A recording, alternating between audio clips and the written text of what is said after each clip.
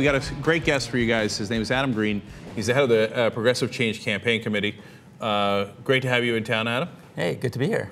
All right, rock and roll. So first of all, what brings you to town?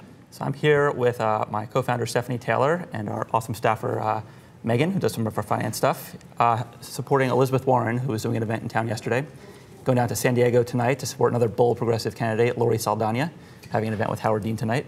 And also starting some initial outreach to the creative community here in Los Angeles. Oh, is that right? Okay, do I qualify or no? You absolutely qualify. Yes, win! You qualify on a couple fronts. Oh, but right? part of the theory is, we're up against big corporate power that's trying to take over our democracy. You've hit the nail on the head in terms of the number one solution, overturning Citizens United, having public financing, getting rid of corporate personhood. But I would argue that even in that world, we'll still be up against mass treasuries against us. Mm-hmm. In order to have any progressive change, activists can't be operating in our own silo. The progressive media can't be operating in their own silo. Mm-hmm. Members on Capitol Hill can't just drop a bill in the hopper and hope that magically it gets passed. Mm-hmm. We all need to have connections to each other. And that includes the creative community. We need people who are kind of doing culture shocking and really helping us move the ball forward. So if you imagine a couple months ago, if someone said, I want to make Hillary Clinton cool, how can I do that? I'm sure somebody on Madison Avenue could come up with like a $2 million plan to make her cool, but somebody with a Tumblr account, right, came up with that awesome Twitter Hillary Clinton thing. And because of that creative talent, it took off. And now I'm sure her cool quotient has gone up. So we need to apply that to politics as well. Well, I hear you on that. And look, the creative community in LA has a couple of advantages. One is that they're creative and can do things like that. The other is they have a ton of money. Okay, let's keep it real. The other day, Steve-O was talking about how if we just got Zuckerberg on board for cleaning up politics, he could dump like $500 million into the campaign. He wouldn't even break a sweat. And can you imagine what we could do with $500 million? I can. No, but honestly, people asked, somebody just asked me on Twitter yesterday, like, how do you not get depressed with all these stories about how the system is corrupt, et cetera, et cetera?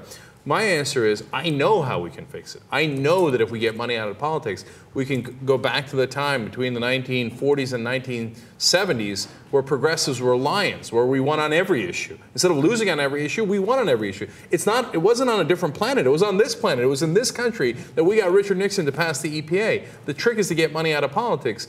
And actually, you could do it by fighting with fire if somebody like Zuckerberg or others stepped up and said, let's get it done. Okay, now, what's your sense? First of all, a lot of people think Democrats are the answer. Do you think Democrats are the answer? I think a Democratic Party that fights for progressive ideals is the answer. I think this event we're going to tonight. Does this Democratic Party fight for progressive ideals? Well, different elements of it do and some don't. I mean, again, tonight we're going to this event for Lori Saldana in San Diego. Her opponent on day one of his campaign was on a TV set just like this, and he was asked, do you support cutting entitlements, Social Security, Medicare, Medicaid? His answer, quote, yeah. Right? Now, if this guy is the Democratic nominee going into the fall in a very competitive congressional district, we'll lose. Who wants to come out to the polls for that guy?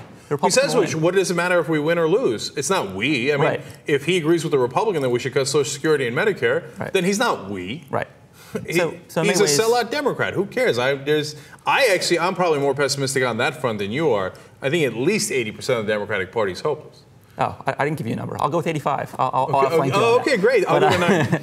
No, but especially as we're still in primary season, we partly control our own destiny. We control whether the money that will come in for whoever the Democratic nominee is comes in for a progressive or a horrible guy who wants to cut Social Security in many races happening on June 5th and happening in the months after. So, look, you've seen me talk about Adam before, and it's obvious that I support Adam. We're a perspective show. We're not hiding anything. I like Adam. But it's not, unlike the Harold Fords of the world, Adam doesn't pay me. Okay, the reason I like Adam is because I think he's got the right strategy, right? So primaries are a great part of the system. If you don't primary corporate Democrats, then you got it coming to you. Then you go, oh my God, I don't have any choice. No, you do have a choice. It's called a primary. And you should pick progressives rather than corporatists.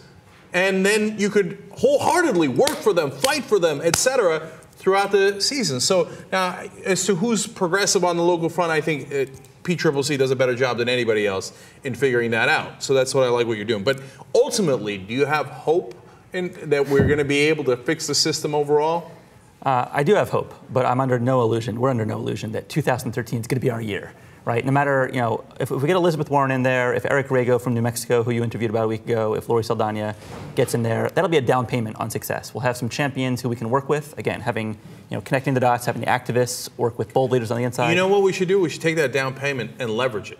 Well, do a leverage buyout of Congress. I don't know how we're going to do that, but I'm going to think about it. Well, the way we leverage it is, we've seen many examples where if just one member of Congress is willing to offer a bill, give us something to mobilize around, activism on the outside becomes so much more effective. And that's why it's so important to have people on the inside who are really one of us, who are going to be real strategic partners, not just kind of, being in touch with the grassroots by being on Twitter once in a while or having a town hall meeting once in a while. But in the long term, we need these people to climb the ladder of power. We need a bigger posse to get their backs in future election cycles.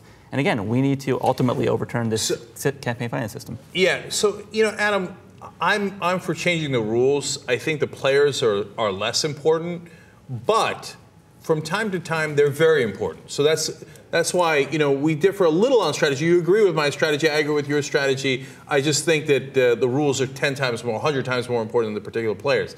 But I had a really interesting conversation with Alan Grayson, where he convinced me that having even a couple of progressives in Congress makes a huge difference. And the conversation was about auditing the Fed. Mm-hmm. And what he did was he introduced legislation, and then he went and got Ron Paul, who agrees with that, right? And he built a real bipartisan coalition. And then when he introduced it, when they introduced it together, it was so overwhelmingly popular, which doesn't happen often, because a lot of times they'll ignore things even that have 80% popularity in the country. But this was so overwhelmingly popular that they embarrassed the rest of Congress into agreeing to audit the Fed. Yeah. So even a couple of fighters can make a big difference. No, it's absolutely true. There's a very long version of this story that I could tell you, but I'll give you the very abbreviated version. There was a moment during the public option fight when it was considered dead. And us and Democracy for America, Howard Dean's group, and Credo Action in California put in 10,000 phone calls to Congress saying, please pass the public option using this obscure budget procedure called reconciliation, allowing it to be passed in the Senate with 51 votes as opposed to 60, making Joe Lieberman irrelevant. We got 0 takers when we did that. But when we then had 2 progressive freshmen offer a letter, go first on the issue, and we were able to tweak our ask, and instead of saying to House Democratic offices, will you lead, we were able to say, will you follow? Within a week, we had 120 members of Congress on the record, and then we eventually got 40 senators on the record. That, to us, cemented the lesson that we just need a couple bold people on the inside. You want to think that in a democracy, 10,000 phone calls would make a difference. But we went from 0 to 0 to 0 over a few days. But finally, when we had one champ, actually 2 champs step forward, our activism was increased. Well, that example, of course, is 50-50, because ultimately we didn't get the public option, and the Democrats were never going to give us the public option. But it shows the model. Okay. It shows the model. And by the way, and they did do reconciliation. They didn't need 60 votes. They were lying throughout. And then they didn't pass it through reconciliation anyway. Now, having said that, you're right, because it gives you the model. So next time, instead of getting 40 senators, hopefully you get 50 senators, 51 senators.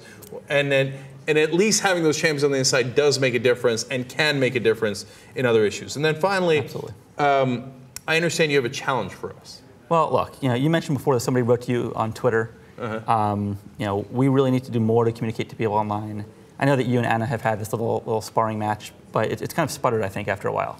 And I think we need to reinvigorate some stuff. Twitter wars? The Twitter wars. So look, at this point, the PCCC, we haven't focused too much on our Twitter account. We have about 20,000 followers. I think you guys have about 50,000 at the TYT. Yep. I propose a race to 100,000.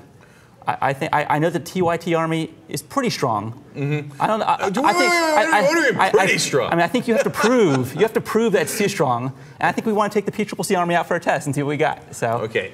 See, that's brilliant. That's called punching up. Okay. All right. Punching up, and you can see more punching up at Bold Progressive. Singular on Twitter.